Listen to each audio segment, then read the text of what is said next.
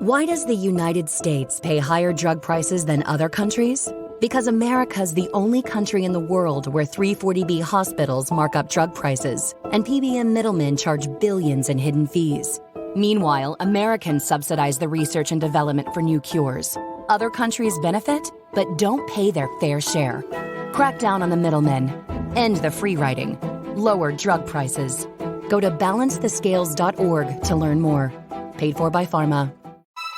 At GMC, ignorance is the furthest thing from bliss. Bliss is research, testing the testing, until it results in not just one truck, but a whole lineup. The 2025 GMC Sierra lineup, featuring the Sierra 1500 Heavy Duty and EV.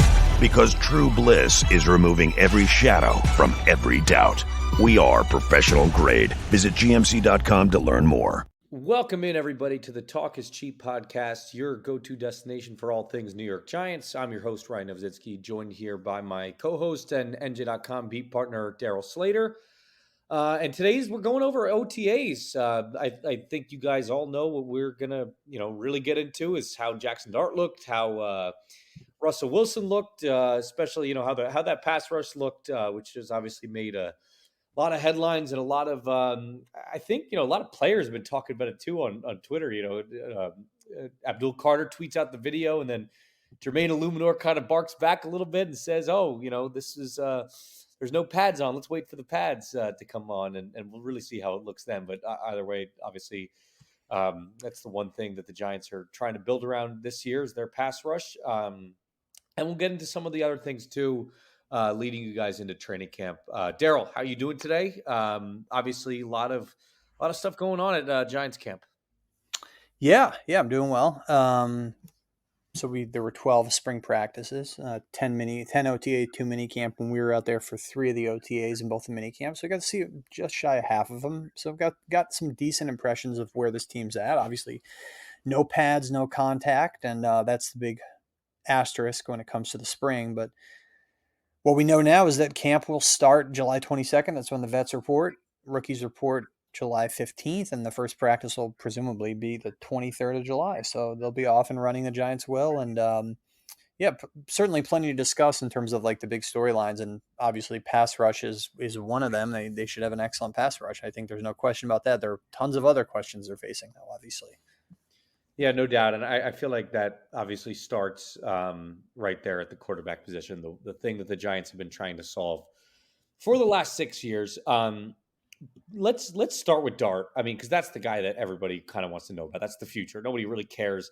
I guess some people might, but nobody really cares about, what Russell Wilson might look like for, the 7 or 8 games that he'll probably play or as the starting quarterback of the New York Giants. Dart, from my vantage point, looked okay. Didn't really set the world on fire or anything, and didn't really look like a complete disaster. I think he had some interceptions here and here out. The quarterbacks obviously are hard to evaluate in these off-season, spring practice kind of deals because a lot of the team periods they're running just kind of red zone drills, and in the even in the 7-on-7s, it's just there's no pass rush there or anything like so. It's kind of hard to glean exactly how the kid looked, but I think you see a poise there. You definitely see that. You can see a little bit glimpses, at least the small glimpses we get of why the Giants would trade up for a guy like this. What are your first impressions of Jaxson Dart? Yeah, I think overall, broadly, it was what you'd expect from the spring in terms of a first-round pick, right? I mean, he looked at times like he had a lot of potential, has a lot of potential. There were rookie hiccups. There was that second OTA practice that was rough for him. He rebounded nicely in the third OTA practice. I'm talking about the ones that we were able to go to. So yeah, plenty of rookie hiccups to be expected, and he's gonna face those. That's what it's going to be for him this year, whether that's on the practice field or whenever he does happen to play. But the big task for him now is impress in training camp and impress in the preseason. And even if he does not start week 1, that potentially strong summer that he would have had, maybe Russell Wilson's on a bit of a shorter leash. in terms of what he did well in the spring that I thought was, intriguing, was plenty of confident throws. He is we knew he was a confident guy. That's what they like about him. Um, he is not afraid to throw the ball into tight coverage. And Shea Tierney, the Giants quarterbacks coach, talked a bit about some of the instinctiveness that you see with Jaxson Dart in terms of his ability to move around in the pocket and do things on the fly. And so you saw some of that. Certainly, too. Obviously, the caveat is no pads, no pass rush, no one's hitting him. No one's going to hit him in training camp either in practice. But once in the preseason games, of course, they will. But yeah, I think overall encouraging spring. I mean, let's not make too much of it, but something to build on for sure for Jaxson Dart. And I think it really it's telling to see or it's very interesting to see it play out how this quarterback room is that everybody keeps talking about is kind of shaken out, because it's like, all right, you have Dart, you have Wilson, Wilson's going to be the starter, Dart's going to at some point probably get in there and take over the reins this year, and then you have two other guys. I mean, do you have, right now, like a prediction as to what's going to happen to Jameis? I mean, and DeVito, obviously I think, me personally, to answer the question first, I think they're probably going to end up cutting DeVito, and can they get some sort of value out of Jameis, who I think was very early on into his one of the first OTA practices where he threw an interception. Obviously, that was something that a lot of reporters tweeted out. It was something that caught a lot of attention online, and rightfully so, because he's a turnover machine. But yeah, I mean, do you think it's a win for the Giants if they can somehow snag a draft pick out of from the Saints out of Jameis Winston? I don't know if they're going to do that. It's not unheard. Okay, so that pick was actually, I was tipped. But look, even if he didn't throw a pick, that went off a receiver's hands, he still, as you said, is a turnover machine. He is what he is at this point in his career, would be a perfectly fine backup. Now, I think the Giants keep him. I really do. I think unless there is a rash of quarterback injuries around the league in camp and people get desperate, willing to trade something more than he's worth to get him. I don't know. I mean, I'm just who hypothetically would do that. It's not like he's going to make a team a contending team, keep him in contending status, right? So at that point, why would they do that? But I think so. DeVito is going to get cut. Will he land on the practice squad? I think it's possible. Is anyone going to claim him on waivers? And so I think, yeah, it's certainly possible he lands on the practice squad. Teams keep three quarterbacks on the active roster. It happens. So obviously Russell Wilson, well, let's presume he goes into the season as a starter, and Jaxson Dart, he'll probably be, I assume, if they keep Jameis Winston, they want to have an ability to have a reliable safety net. If something happens to Russell Wilson, like week one, and Jaxson Dart is not ready, even if he is, he will be in effect the number 2 quarterback. We know that, right? If they're benching Russell Wilson on merit, or if it's midseason and Russell Wilson gets hurt, they're playing Jaxson Dart. They're not playing Jameis Winston, even if Winston's second on the depth chart. We saw last year, what they did in terms of jumping Drew Lock in the number 2 spot. So there's a precedent here for that. But no, I don't think they trade Winston. I mean, you can't necessarily just cut DeVito, put him on the practice squad, and then trade away Winston. I mean, that I don't know. I don't see them doing that. I think that they brought in all this inexpensive, he's super inexpensive quarterback insurance. They don't, what good is a 5th round pick going to do them? You know what I mean? If this regime's not going to be around next year, that they need to deliver results. So if something happens to Russell Wilson, early on, maybe you do see Jameis Winston. And that's why they have him in there in the first place. Now, if, like I said, if there's a change later in the season, then it's going to be Jaxson Dart. But I think it's apparent, obviously, that the second choice here to play quarterback for this team, regardless of what Brian Dable says, is Jaxson Dart. No doubt, as it should be. Mm-hmm. Exactly. And obviously, as we talked about too, if you wind up going 1-12 to start the season, if Dayball's even in there. And this will happen even before 1-12. If they start, 1-5 or 1-6 or whatever, you're going to start hearing loud chants for Jaxson Dart. Oh, You're for not going to hear sure. those chants for Jameis Winston, and Brian Daboll is going to certainly want, something that could spark hope a little bit. Obviously, the other thing we touched on is the pass rush. You see how Abdul Carter has come into the mix here a little bit. You see that he's played a little inside linebacker too. Although, speaking to the outside linebackers coach the other day too, he also said that he's pretty much been in his office the whole time. So there's clearly Shane Bowen is clearly trying to get all three of the guys involved, and that's Kayvon Thibodeau, Brian Burns, and Abdul Carter. And the results so far have looked good,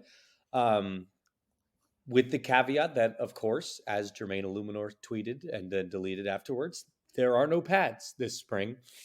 The pads will come out, and we'll see a lot of heated battles. Things have already gotten heated a little bit. We saw some pushing, some shoving, some punches thrown. What are your early impressions of this pass rush, A?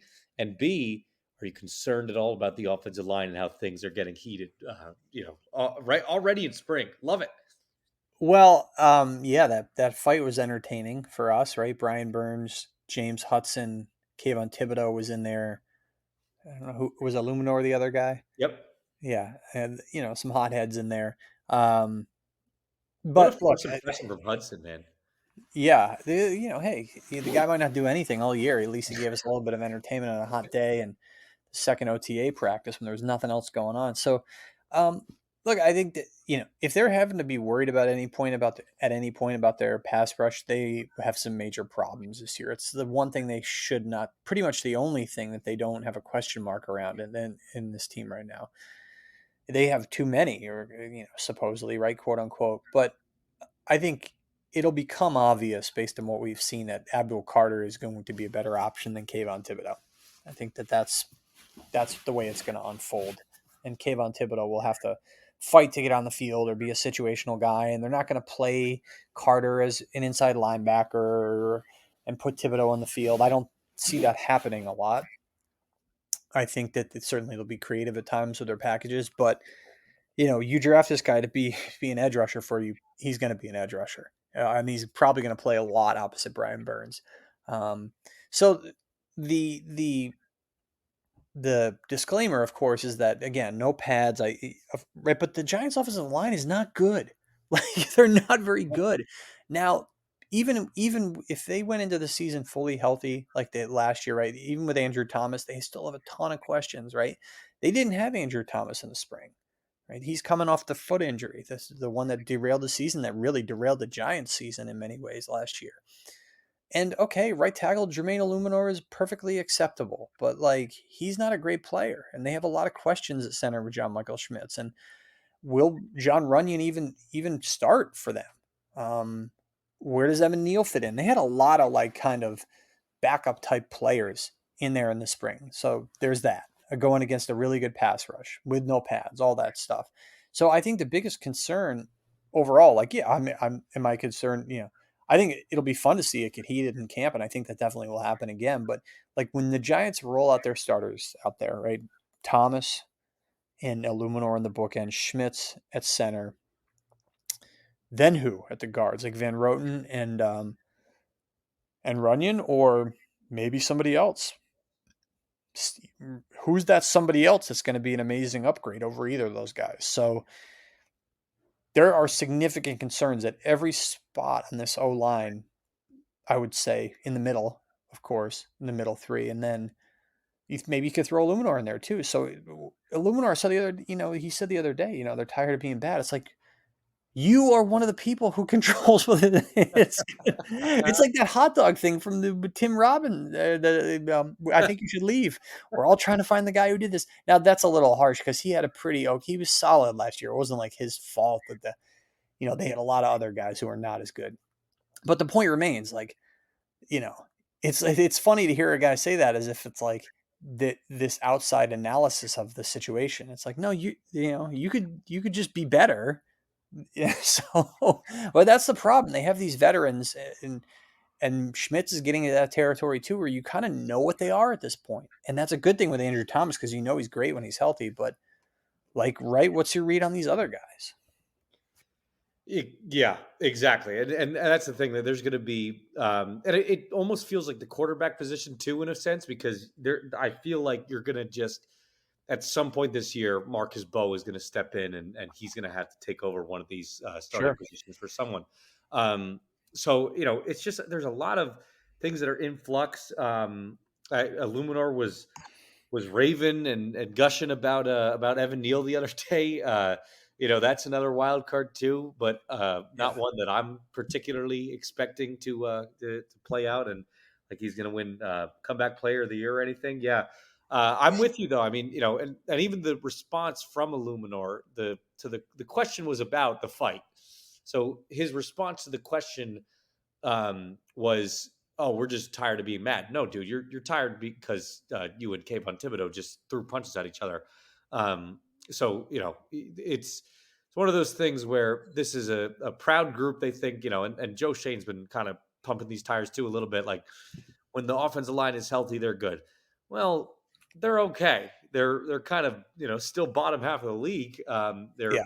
certainly better than ranking second to last in the league or last in the league, like they have in the I mean, past Andrew several years. Thomas's injury didn't make John Michael Schmitz not have a good year. Like he had a Exactly. better year than his rookie year, but sorry, that's not an excuse. I mean, Joe Shane's going to throw every bit of spin. There, you are going to see so much spin out of him this summer, whenever every appearance. And what does he have to lose, and why not? Right? Like he knows all that matters is the result. He can say whatever the heck he wants. Doesn't matter.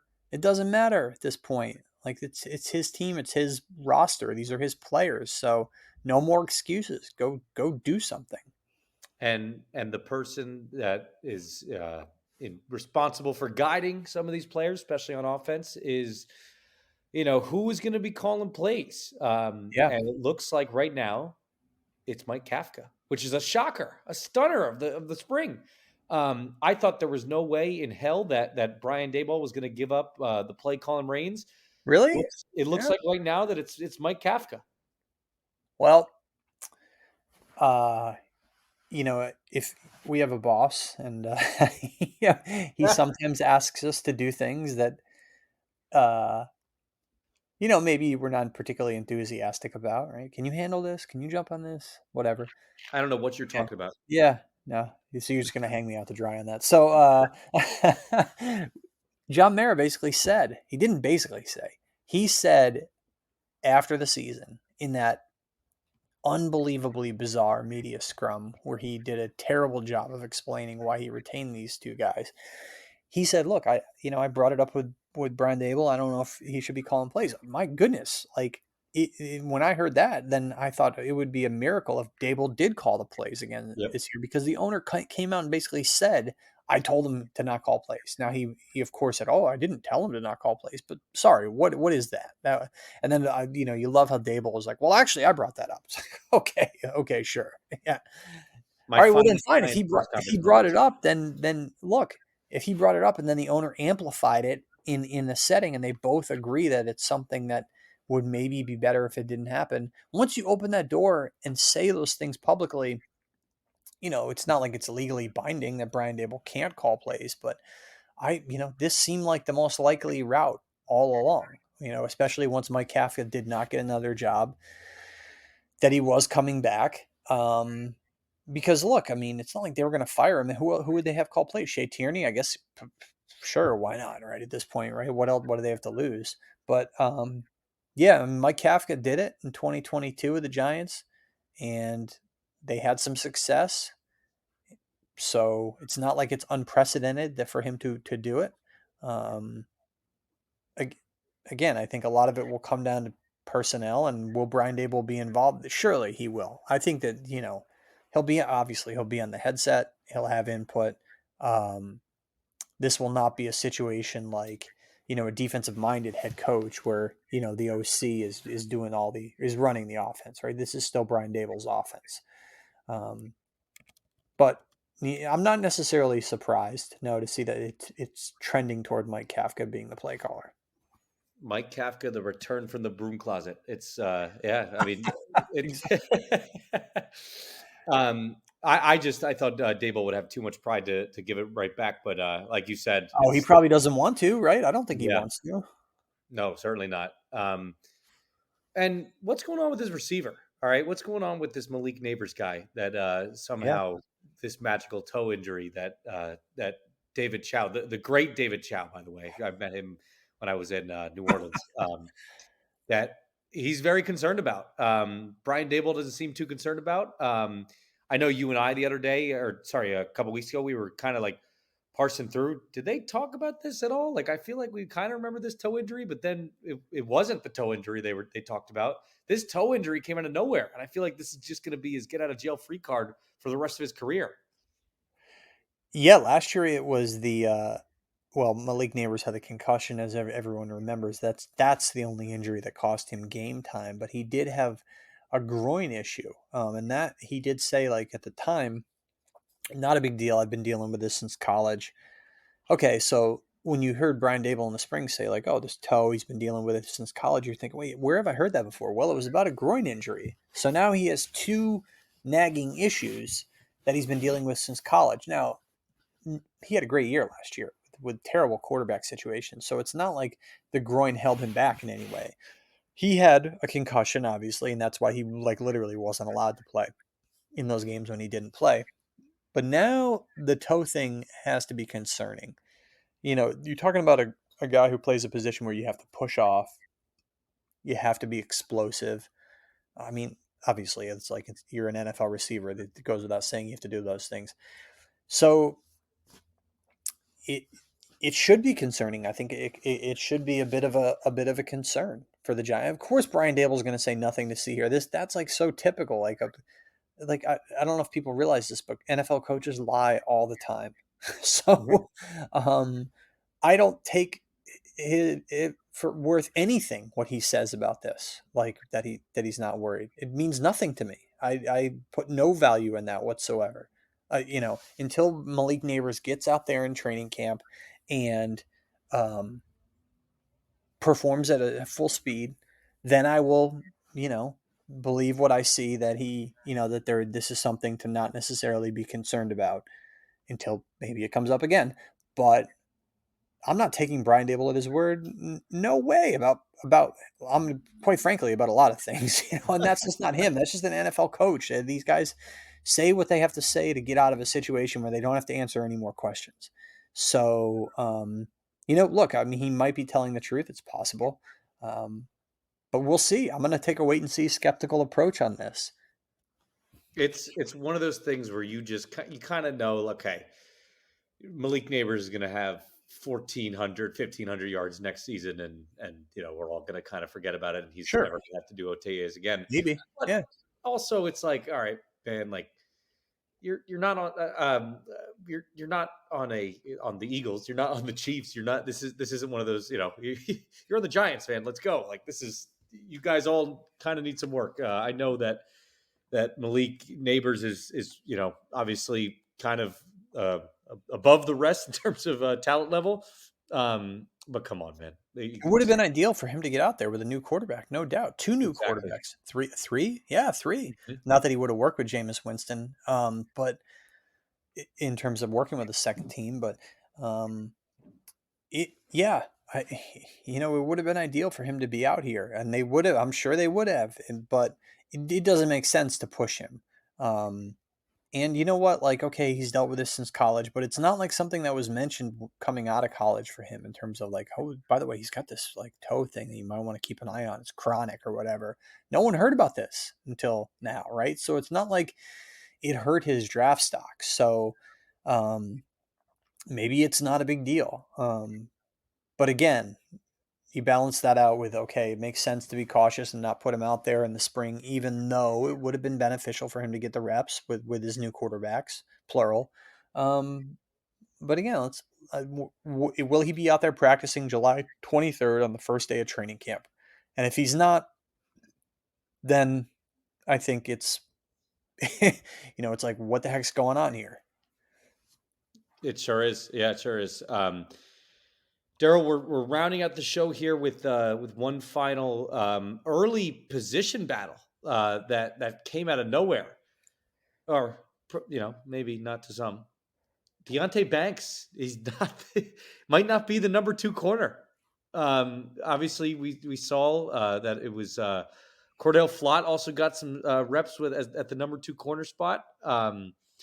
What the heck, man? I mean, this is a guy that obviously we knew that they Joe Shane fired the Jerome Henderson, the cornerbacks coach last year, brought in 2 new guys, and this is someone who's been a bust so far, quite frankly. So maybe it shouldn't be that much of a surprise, but we heard all offseason, we heard the spin, we heard so much about how get ready for the Deonte Banks resurgence, and now we can't even win the number 2 cornerback spot out of camp. What the heck's going on? Well, this is how they should treat it at this point in his career, on merit, right? At this point, with the body of work that he has shown, inconsistent play in the field, poor effort at times last year that resulted in his benching. Sorry, it doesn't matter who the coach is. I mean, Jerome Henderson was a scapegoat there. It's not his fault. He didn't. I mean, I guess he vouched for Deonte Banks, but the GM picked him, right? So, it's a production league. At some point, like, your stature and your draft pick level don't matter anymore.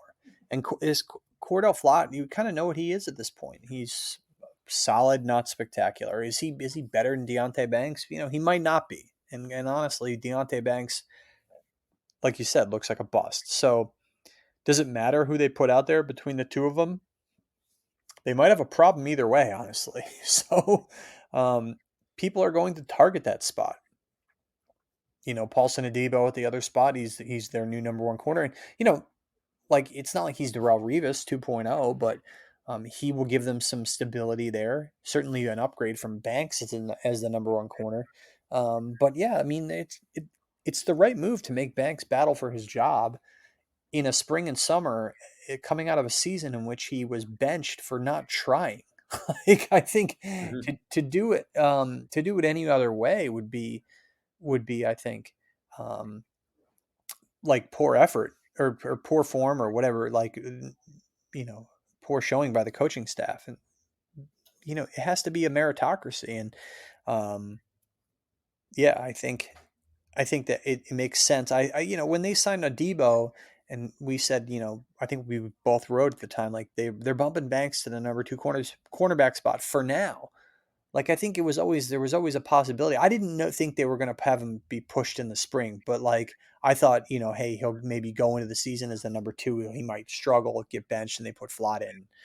But they're going with it right now. And I think even if they go with Banks as a starter, I think it makes sense to give Flott these number 1 reps also because, if nothing else, Banks is going to be on a short leash, no doubt, going into the season. And let's face it, it's like you said, Paulson Adebo is good, but and he's a good ball hawking corner that the Giants smartly signed this offseason. But teams are also, if he starts the season off strong, teams are also going to be targeting Banks a lot. I mean, they're probably going to anyway. That's not a guy that you want, to be targeted quite a bit. I mean, I remember it was like the first drive of the Browns game last season. You and I looked at each other, and it was like, you predicted to me, like, Deshaun Watson is going to throw it right to Banks right here, and then immediately for a touchdown. First play of the game for the Browns on offense. That's the kind of results that we saw from Deonte Banks last year, and that's the reason that why he would occasionally get benched and quite often would get yelled at for lack of effort. So yeah, no, it'll be interesting to see how a lot of these things shake out. We will check in with you guys next as training camp opens up once again, as Daryl said, July 23rd. So be sure to check out all of our work at NJ.com/Giants until then, and to continue listening to the Talk is Cheap podcast everywhere where you get your podcasts. For Ryan Novozinski and Daryl Slater, have a great day.